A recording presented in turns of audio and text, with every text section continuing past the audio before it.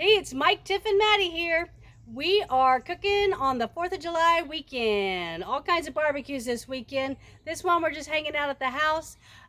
Today we're going to be making a beef brisket. Then we've got Boston baked beans, traditional Boston baked beans. I'm also going to do a skillet corn that I'm going to cook in the skillet first of all, and then I'm going to bake it in the oven. Maddie and I are going to make a homemade peach pie. And we're also going to do a little cucumber, tomato, onion salad. All right, so now we're getting ready to do the marinade on the brisket. As you can see right here, we have a 10-pound brisket. Not a whole lot that we need to trim here. I'm happy with this brisket. I'm not trimming anything. I think this is a finely cut brisket. This is the espresso barbecue rub. The main ingredient is the espresso. Finely ground espresso, dark brown sugar, garlic, ground cumin, dark chili, paprika, and cayenne pepper and kosher salt. So we're going to go ahead and rub this thing up really good because that is what creates the great bark that we love on the brisket. We're going to put this on very generously, and we want to make sure that we rub this in real good because beef is very, very, very dense. So we want to make sure that we get this in nice and padded. That's going to give you a very good bark once you start getting the smoke and the fire on this thing.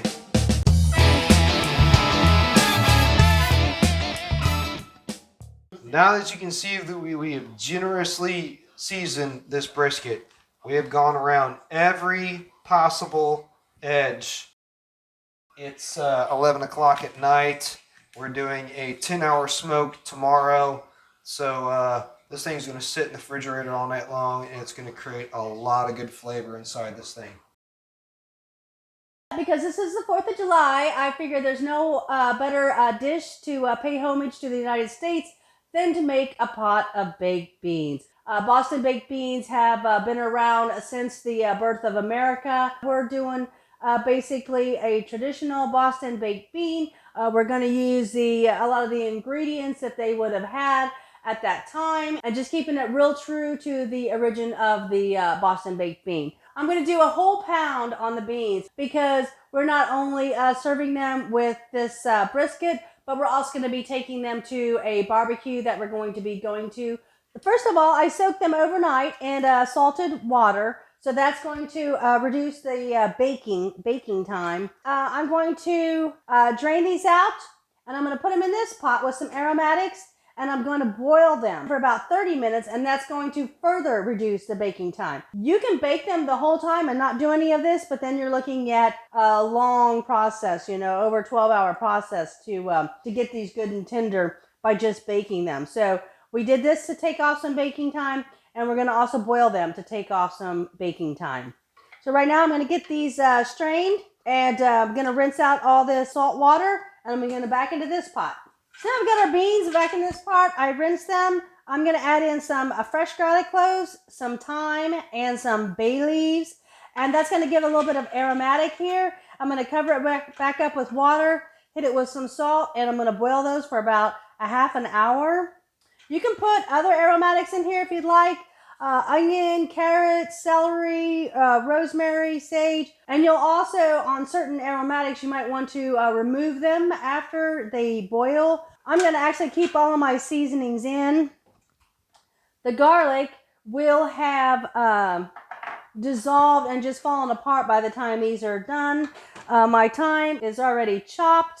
And the bay leaves are actually thought to be lucky if you're the one that happens to pick up a bay leaf in your dish. So I'm going to leave all of mine in there. If you wanted to put onion, carrot, or celery, you might want to remove it before you bake them. That's all up to you.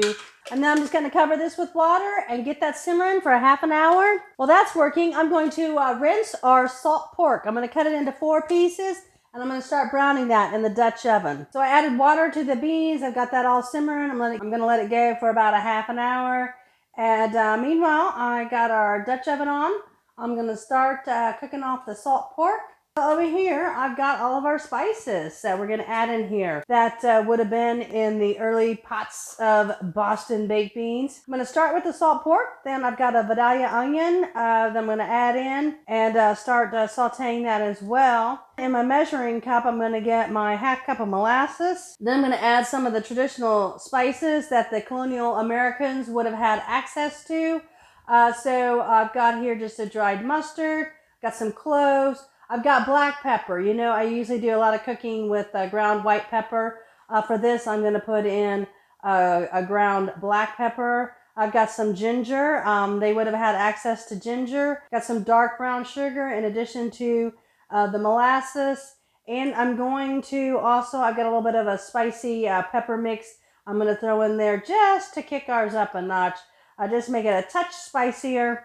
So, and then I'm going to probably add a little more thyme and some bay leaf. Meanwhile, while the salt pork is browning, I'm going to mix the molasses up with the rest of the dried seasonings. And then before that goes into the pot, I'll mix some of that, some of the bean cooking liquid into that and put it all in the pot before they go in the oven.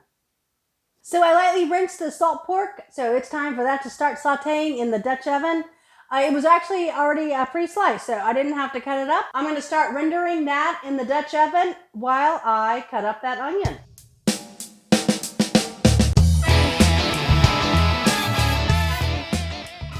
I added just a little bit of our bean cooking liquid in here just to kind of deglaze the bottom of the pan, get all the bits up out of there before I get it in the oven. Now I'm going to take down the beans. I'm going to drain out the liquid, but I'm going to save it because I'm going to add it back into here to cover the beans after I get the molasses mix in there.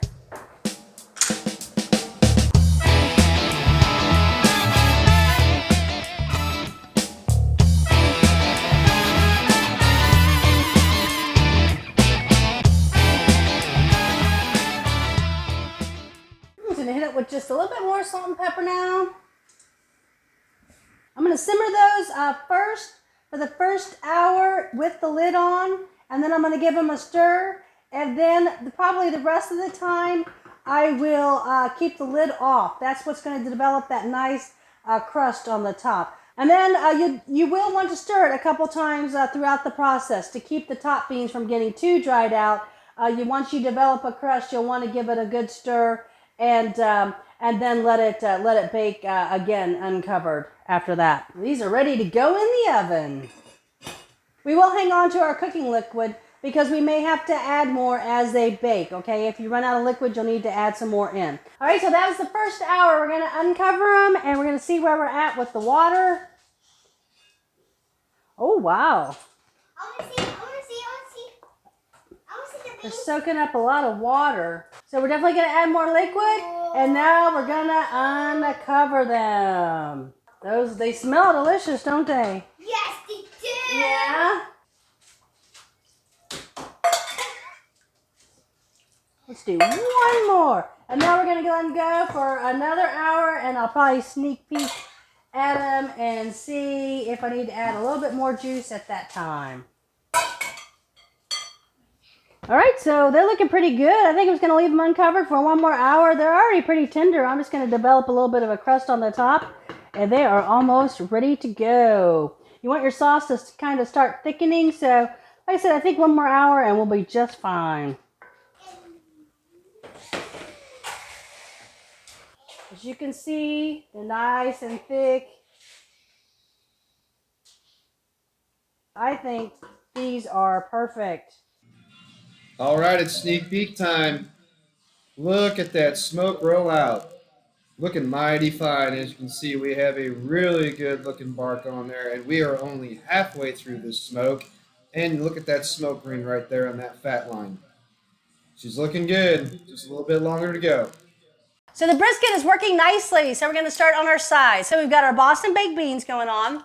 We're also going to make a skillet corn. We're going to do a skillet corn that we're going to start on the stove in the skillet, and then we're going to finish baking that in the oven. And we also got our peach pie that we're going to bake. So we're going to really just kind of get all that stuff going. Then I'm going to whip up a quick cucumber, tomato, onion salad that you can check out bin 15 on the Hot Moms Dinner Club website for that recipe. And I'm going to whip that up real quick. And then Maddie, you and I think after that, we get to take it easy. We get to relax. So are you ready to get cooking? Yeah. All right. Now Maddie and I are going to start making our peach pie.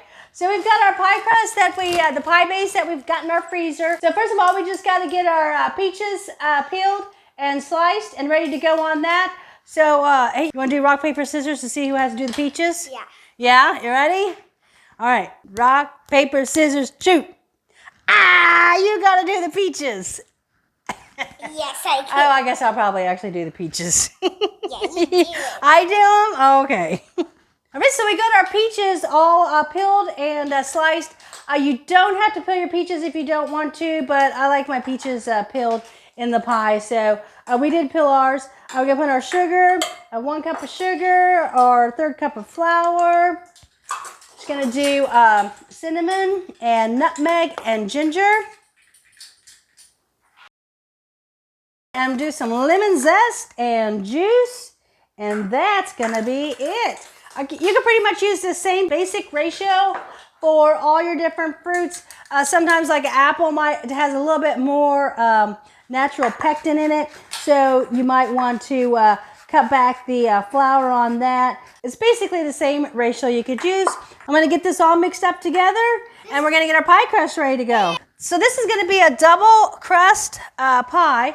So this is my second crust. I've got the first one in here. I'm going to fill this with peaches. I'm going to put some dabs of butter in there. And then I'm going to put my second crust on. I'm going to flute that together. Then I'm going to brush the top of this pie with milk and sugar. That'll give it a nice golden brown crust. And I'm also going to poke some holes in the top of the pie. That'll allow it to vent. And that'll keep your top crust from ballooning up and creating a bunch of airspace in there.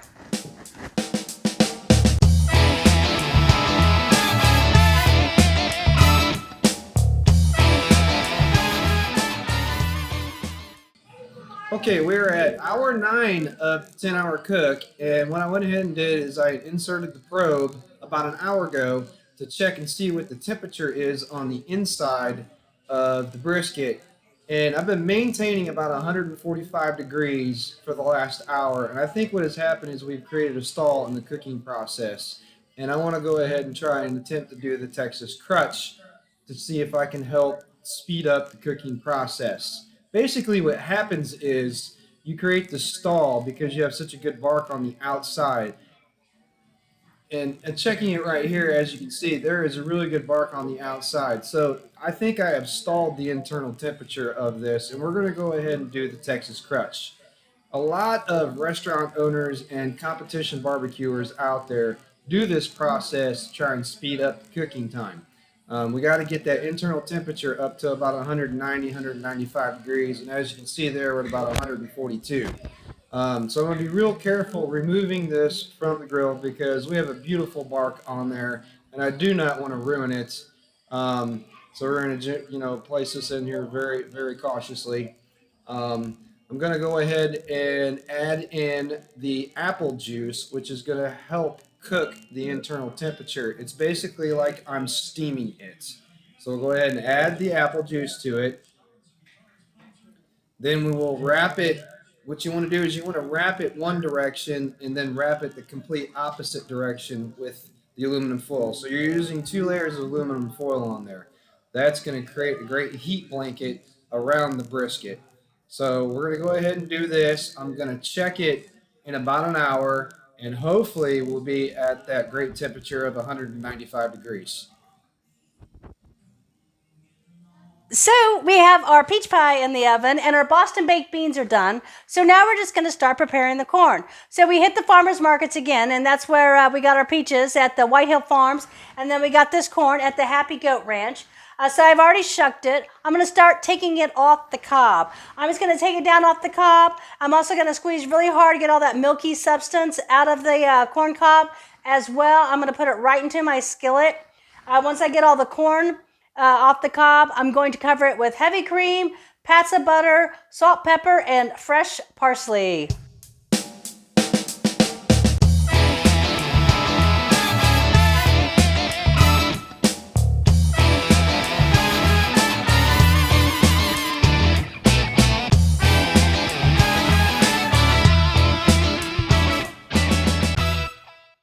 So I've got all of our corn off the cob here. And as you can see, we really picked that corn, okay? I took the butt end of the knife back and forth and got everything out of these cobs, okay? We're gonna cover it with our heavy cream. I didn't think I had enough heavy cream, so I just added a little bit of milk to the heavy cream that I did have. And I might have to put just a little bit more milk in there, just because you want it to be completely submerged.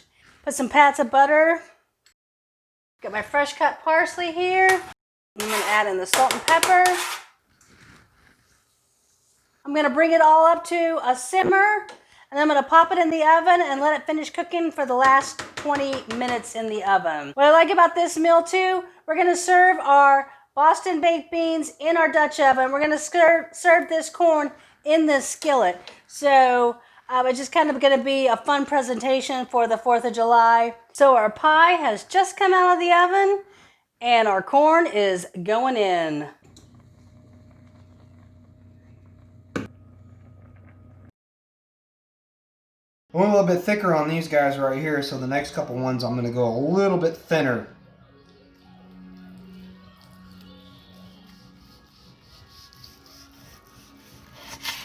Got it. That is a beautiful cut right there. Looks good. I'm very happy with the color on here. Alright, so right here we have the leftover au jus from when I did the Texas Crunch. I saved that because I wanted to use that in the burn ends. As you can see right here in the cut of meat, this is right off the burn end. Great smoke ring all the way around on the inside. Super good tender finished meat right there. We're gonna chop these guys up. These are your burn ends. I like to call this munchies. You can go ahead and chop these up however you want. Everybody's got a different way of doing things. It just depends on what you want to do. A lot of people want to make a barbecue sauce and put a barbecue sauce over the top of them. But for me, I tasted that au jus right there, and it has a really, really, really good a smoke flavor to it. Into the apple juice, and I just think it's going to complement all these burn ends right here. And as you can see, they look beautiful. All right, so dinner is ready.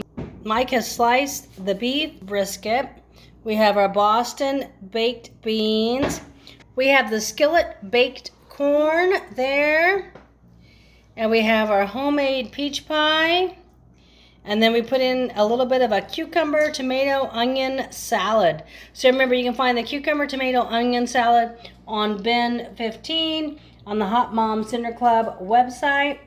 So now Madie is going to take her flag and she is going to do a Pledge of Allegiance to the United States of America. The Pledge of Allegiance. She's going to say the Pledge of Allegiance. Are you ready, Madie? Okay, here it goes, guys.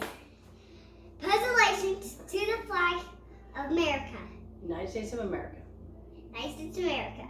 To the republic to which it stands, one nation, under God, indivisible, and liberty. That's it for all. Oh, yeah. Amen. Amen. Let's